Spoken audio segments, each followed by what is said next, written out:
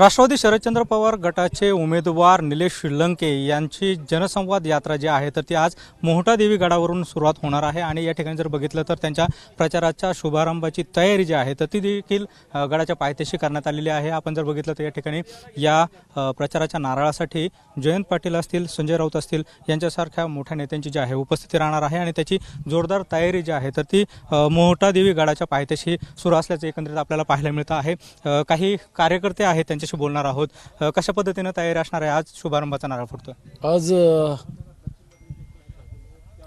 भावी खासदार निलेशजी लंके साहेबांच्या यात्रेचा शुभारंभ मोठ्या देवीच्या पावनभूमीवर होतोय। त्यांची श्रद्धा, प्रचंड श्रद्धा मोठ्या देवीवरती आहे आणि म्हणून आज या ठिकाणापासून त्यांच्या जनसंवाद यात्रेला जनतेशी संवाद साधून त्यांचं पुढील भविष्यकाळासाठी ज्या योजना आहेत त्या योजना प्रत्येक गावामध्ये जाऊन समजून घेण्यासाठी आज जयंत पाटील साहेब असतील, संजय राऊत साहेब असतील, बाळासाहेब थोरात साहेब असतील आणि असंख्य कार्यकर्त्याच्या उपस्थितीमध्ये आज जनसंवाद यात्रेचा या ठिकाणी शुभारंभ होत आहे।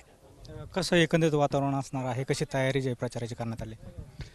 सगळ्यांनाच मला वाटतं नगर जिल्ह्यात माहीत आहे की लोकनेते आमदार निलेश लंके साहेब हे येणाऱ्या लोकसभेसाठी अहिल्यानगर दक्षिणमधून तयारी करत आहेत आणि त्यांचं विशेष प्रेम हे आई मोठादेवीवर आहे।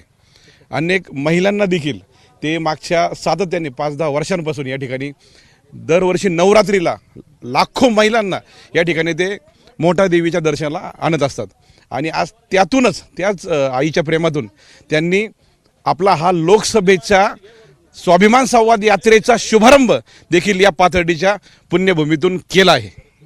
एकंदरीत जर बघितलं तर पाथर्डी या ठिकाणून मोठादेवी गडापासून ही स्वाभिमान जनसंवाद यात्रा जी आहे तर ती सुरुवात होणार आहे। तर 16 एप्रिल रोजी जे आहे तर अहमदनगर शहरातील विशाल गणपती मंदिराच्या ठिकाणी या यात्रेचा समारोप होणार आहे। कॅमेरा पर्सन किरण कटारेसह सुनील भुंगळ, एबीपी माझा, पाथर्डी, अहमदनगर। एबीपी माझा, उघडा डोळे बघा नीट।